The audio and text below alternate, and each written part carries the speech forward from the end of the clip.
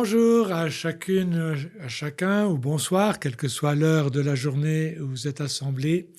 Aujourd'hui, je vous invite à pénétrer dans un lieu très fantastique que nous aimons tous, un mariage. Et on y va y rencontrer Jésus, sa mère et même ses frères et sœurs.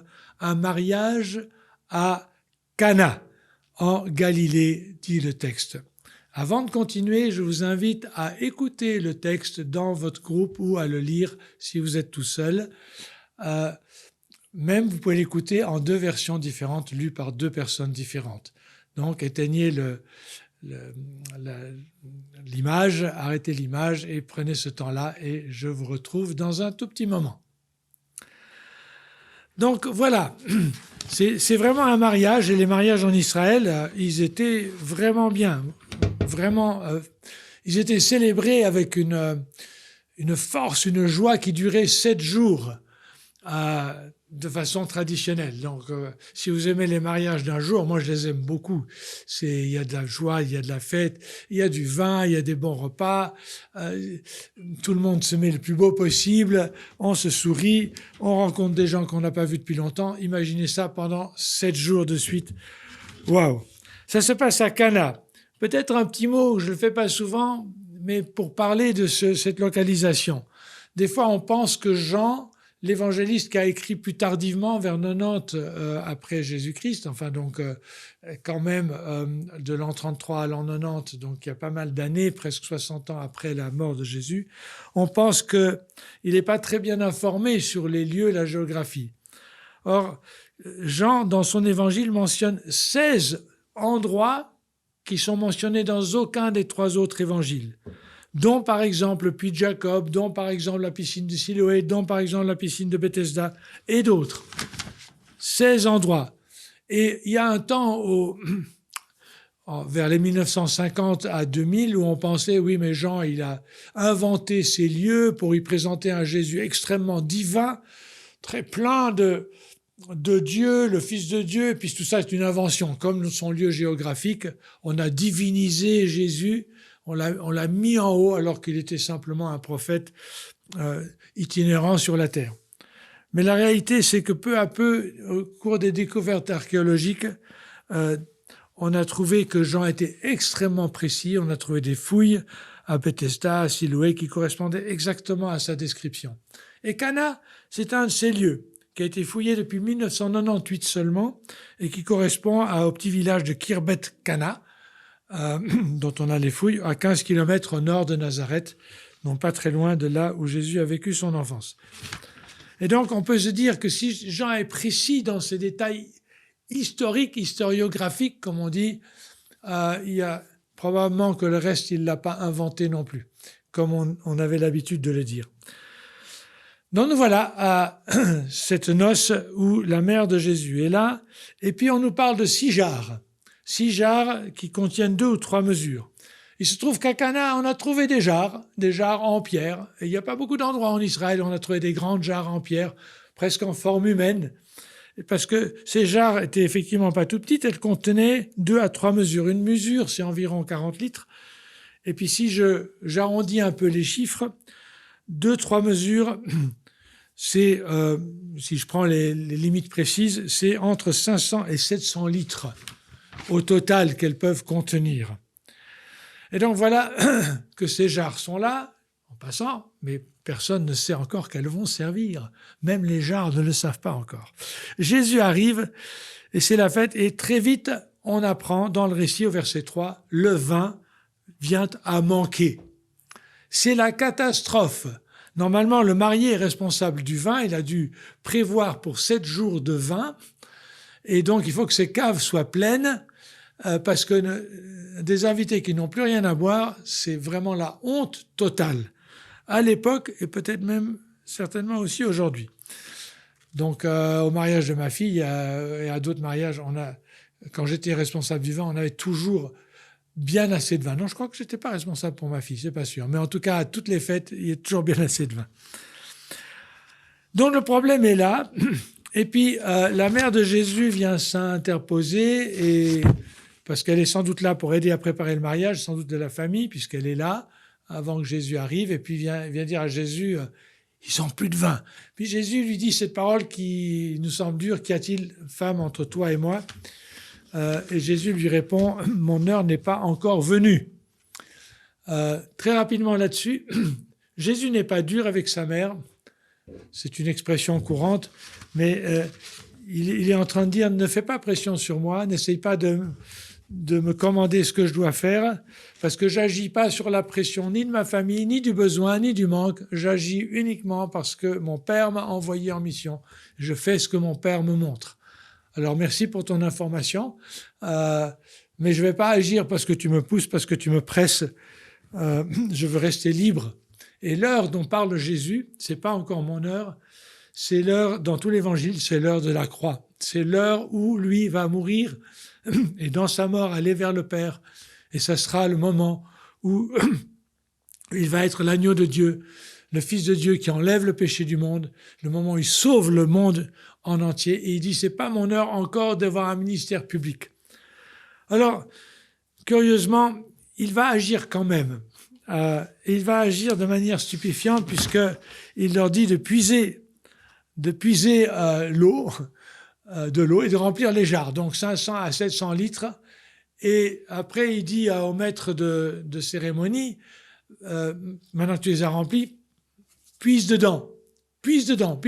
Et puis le maître de cérémonie, il puise, et puis on le fait goûter, et il dit, oh! Alors du vin comme ça, un vin extraordinaire. Je ne sais pas quel type de vin vous aimez, les rouges, les blancs, si c'est de l'espagnol, si c'est du valaisan, si c'est du vaudois, la Riviera, ou encore d'ailleurs. Mais un vin bon, on l'aime, et on aime le goûter, et on aime le savourer. Un vin comme ça. Donc du coup, Jésus a fait quelque chose d'incroyable, mais de façon cachée, parce que personne ne le saura à part le maître du repas. Les autres personnes ne le sauront. Ils vont boire du vin, ils diront « Oh, il est bon, il est bien ». Et donc, c'est incroyable, une telle générosité. Et donc, quand Jésus accomplit quelque chose, c'est toujours avec la générosité du Père. Et le texte dira après, c'est le premier signe que fera Jésus. Un signe, c'est quelque chose, c'est une réalité chez Jean. Il y en a exactement 7 des signes chez Jean. Des miracles qui pointent, qui font signe vers quelque chose de plus grand, vers une réalité qui est proprement divine, qui est proprement du plan de Dieu.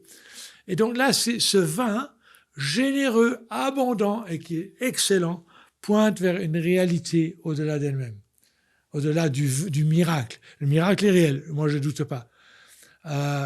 Et c'est pas magique, c'est pas comme le capitaine Haddock qui a été vu un truc de prestidigitation dans un des Tintins et puis qui essaye de montrer à Tintin comment il change de l'eau en vin et il n'y arrive pas.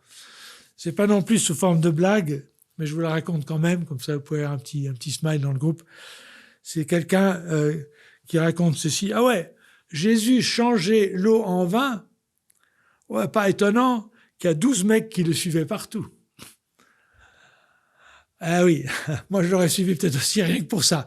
Des fois, on atteint les hommes parce qu'on offre une verrée, on offre des bons vins, et puis après on parle des choses essentielles de la vie. Donc non, le signe veut pointer vers autre chose, et un texte nous aide à le comprendre, c'est le texte d'Ésaïe 12, 3, qui utilise le même verbe puiser qu'on a dans ce texte, puiser de l'eau, vous puiserez avec joie aux sources du salut. Et là, dans ce lien, on voit là, il y a un lien avec l'heure, avec Jésus qui vient pour amener un salut. Le salut que Jésus amène s'appelle la vie éternelle chez Jean. Et il vient dire dans Jean 10, les voleurs ne viennent que pour égorger, voler, détruire, mais moi je suis venu pour que mes brebis aient la vie et la vie en abondance. En abondance. Il y a un vin généreux. Le vin symbolise la joie d'être sauvé, la joie du sang de Jésus qui purifie, l'agneau de Dieu purifie du péché, et du Saint-Esprit qui amène la présence glorieuse, la réalité de la bonté, de la vie de Jésus et du Père en nous, la joie qui fait de nous les enfants du Père. Et il y a de la joie. Peut-être, si vous n'êtes pas chrétien, vous ne le savez pas, mais vous savez, quand quelqu'un entre dans la famille du Père et qu'on le baptise, il y a une joie du ciel, une joie que quelqu'un de l'intérieur est transformé, pas par ses mérites, pas par ses efforts, pas parce qu'il est mieux qu'un autre. En fait, il était comme ces jarres qui ont un peu une forme humaine. Il manquait de vin, ils étaient vides. Il y avait peut-être des fois de l'eau, mais il manquait de tout. Et quand Jésus vient, il commence à remplir là où tu manques. Il commence à donner là où tu manques. Il commence à pourvoir là où tu manques. Manque de paix, manque de joie, manque d'amour, manque de foi, manque de vision pour ta vie, manque de sens. Il vient remplir. Ça se fait des fois, ça prend un peu de temps, les 500-700 litres. Ils avaient 7 jours de mariage. Pour nous, ça prend peut-être des fois quelques années pour que tout soit rempli. Mais ça peut être rapide aussi. Ça, c'est pas dans notre portée. Mais on peut puiser en lui avec joie aux sources du salut. Voilà le miracle qu'il fait. Voilà le signe qu'il donne. Et j'aimerais terminer en donnant quelque chose de très particulier dans ce texte. C'est que, voyez-vous, le maître de cérémonie, donc celui qui sert le vin, on lui amène le vin. Il ne sait pas que Jésus a fait le miracle. Il dit ceci, la plupart des gens gardent ont le bon vin pour le début, vous l'avez lu dans le texte, et puis quand ils sont ivres, dit le texte, alors on amène le vin, la piquette, parce que les gens ils remarquent de toute façon plus, et puis ils boivent et ils chantent des chants. Très malin. Et puis là, le maître de cérémonie dit, ouais, toi, tu as gardé le meilleur pour la fin, le bon pour la fin, qui est complètement à l'envers de ce qui se fait. Effectivement, quand Jésus vient, quelle qu'a été notre vie? Le meilleur est toujours pour devant, le meilleur est pour la fin. Le meilleur est ce qu'il te donne, lui. Et alors, le dernier bout que j'aimerais donner, c'est que le maître de cérémonie, il ne sait pas du tout que Jésus a fait la transformation. Donc lui, il parle au marié et il parle au sujet du marié. Il dit, oh, ce marié-là, il est incroyable. Il garde le meilleur pour la fin. Et il pense que c'est le marié de cette noce-là qui a fait le coup. Mais non, c'est Jésus. Et là, ça c'est du Jean typique. Il faut lire entre les lignes. Ah ouais, donc il parle au sujet du marié, mais il se trompe. Celui qui a changé le vin, c'est Jésus. Donc le vrai époux, celui qui est signifié comme l'époux qui a gardé le meilleur vin pour la fin, c'est Jésus. Il est l'époux. Il est l'époux de l'Église. Il est l'époux des croyants. Il est l'amoureux de nos âmes. Il est celui qui aime l'humanité comme un homme aime sa fiancée et veut l'épouser et la prendre chez lui et s'unir à elle dans l'amour. Donc ici, le vin abondant que le maître de cérémonie attribue à Jésus, enfin au marié en bas, mais qui en fait c'est Jésus qui a fait, parle de l'amour surabondant de celui qui vient pour cette heure-là où il les a aimés jusqu'à l'extrême, pour cette heure où il est mort pour nous et où il est ressuscité. Et cet amour-là, c'est cet amour qui représente aussi ce vin qui coule, cette joie de Jésus d'être avec toi. Parce que Jésus, il a de la joie à nous aimer. Jésus, il a de la joie à nous donner le meilleur. Jésus a de la joie quand on l'accueille. Jésus a de la joie quand on prend du temps avec lui. Jésus aime qu'on entre en relation avec lui. Jésus désire être l'époux de ton âme, l'époux de l'Église, le marié. Il veut s'unir à nous d'une manière intime et profonde. Ça, c'est aussi du langage de Jean. Et ça, c'est des noces magnifiques. Et effectivement, la fin de l'histoire ultime, quand Jésus revient, ça termine par un grand mariage que l'on trouve mentionné dans Apocalypse 21:9 ou 22:17. Les noces de l'agneau, celui qui est mort pour toi dans cette heure-là. C'est aussi du Jean, Apocalypse, c'est aussi du Jean, les noces. Un grand, grand mariage.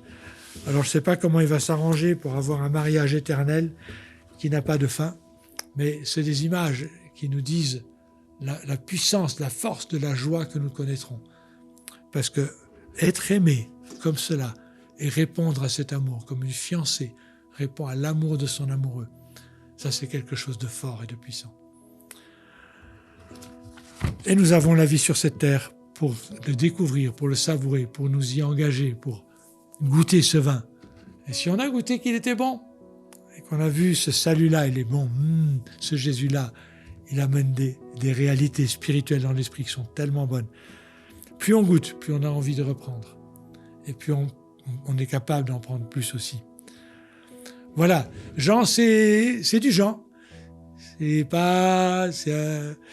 pas la logique linéaire, c'est des réalités qui s'embriquent et qui nous obligent à avoir plus large, plus grand, plus profond.